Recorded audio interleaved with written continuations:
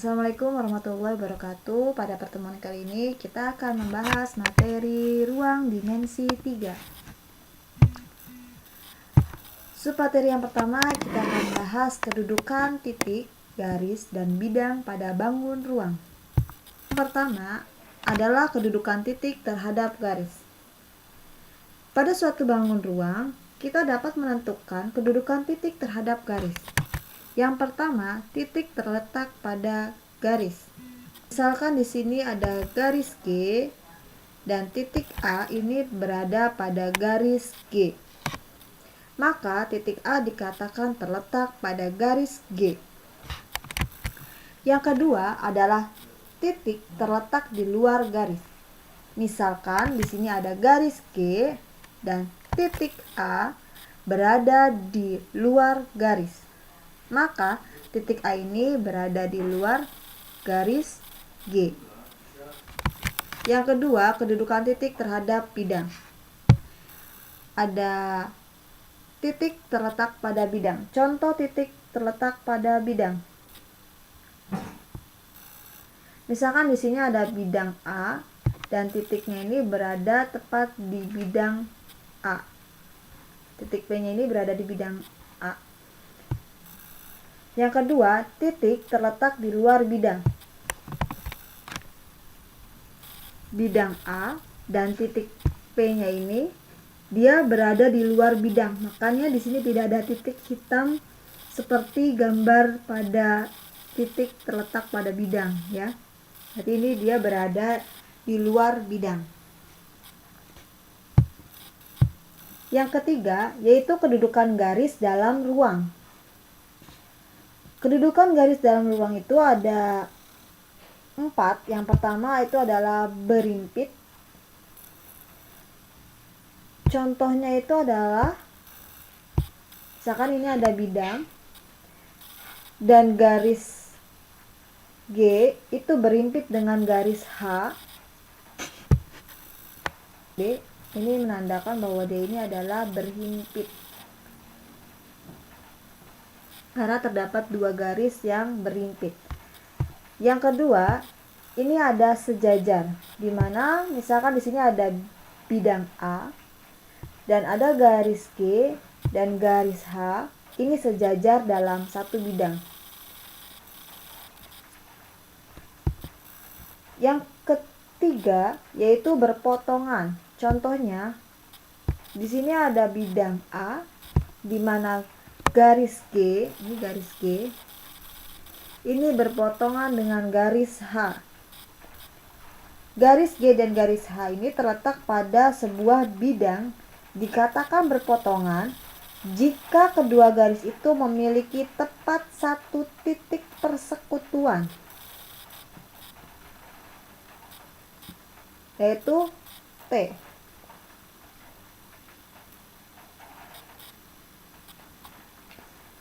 Ini tepat ya, satu titik persekutuan. Maka dia berpotongan. Yang keempat itu bersilangan. Contoh gambarnya, misalkan di sini ada bidang dan garis G ini bersilangan dengan garis H. Garis G dan garis H tidak memiliki titik persekutuan, tidak sejajar, dan tidak terletak pada satu bidang. Berarti garis G dan garis H ini dia tidak terletak pada satu bidang. Maka garis G dan garis H ini dikatakan bersilangan. Kalau yang ini dia berada dalam satu bidang ya. Kalau yang berpotongan.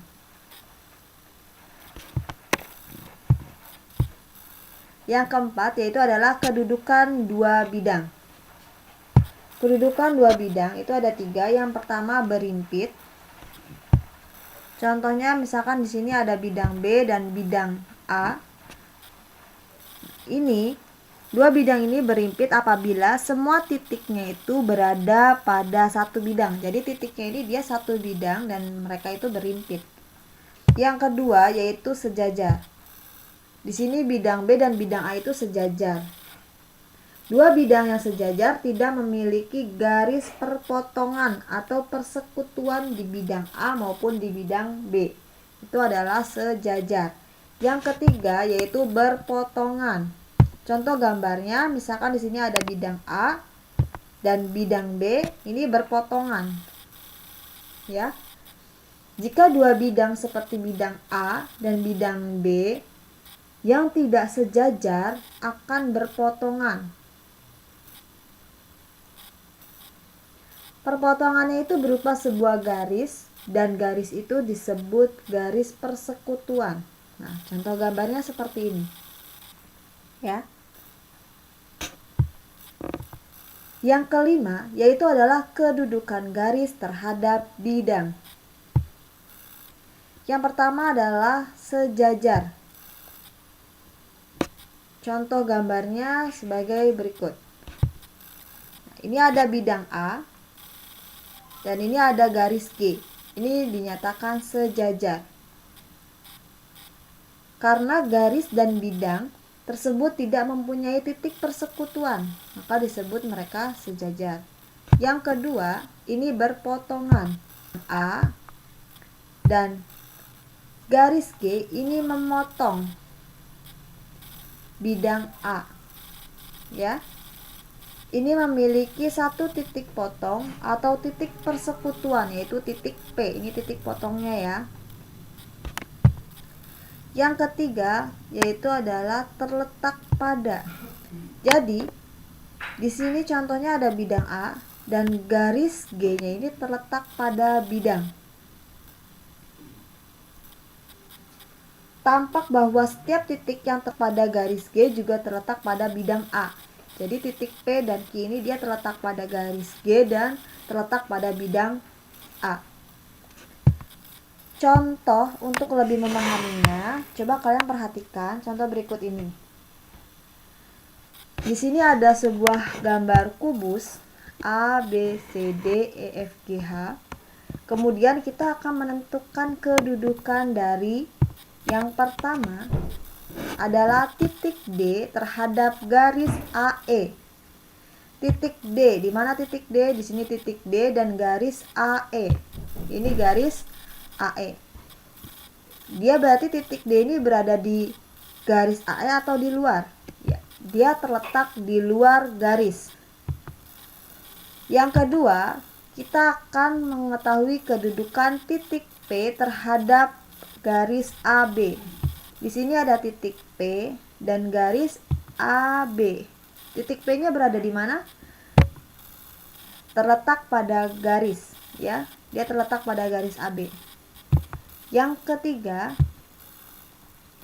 titik F terletak pada bidang ADHE. Titik F mana? Nah, ini titik F, bidang ADHE. ADHE ini bidangnya. Berarti titik F ini berada di mana? Terletak di luar bidang. Ya. Yang keempat, titik D terhadap bidang BCGF. Titik D terhadap bidang BCGF. BCGF. Dia berada di luar bidang. Yang kelima, garis AB terhadap garis HG. Garis AB terhadap garis HG. Ini berarti dia sejajar. Sejajar ya. Yang keenam, garis PB terhadap AD. Ini garis PB terhadap AD. Nah, ini kalian bingung kan? Apakah ini akan sejajar atau berpotongan atau berhimpit? Sekarang kita coba tarik garis dari PB sampai ke A dan garis DA lurus. Ini berarti apa nih? Ya, dia berpotongan ya, karena dia berada dalam satu bidang. Jika ditarik garis, maka dia akan berpotongan.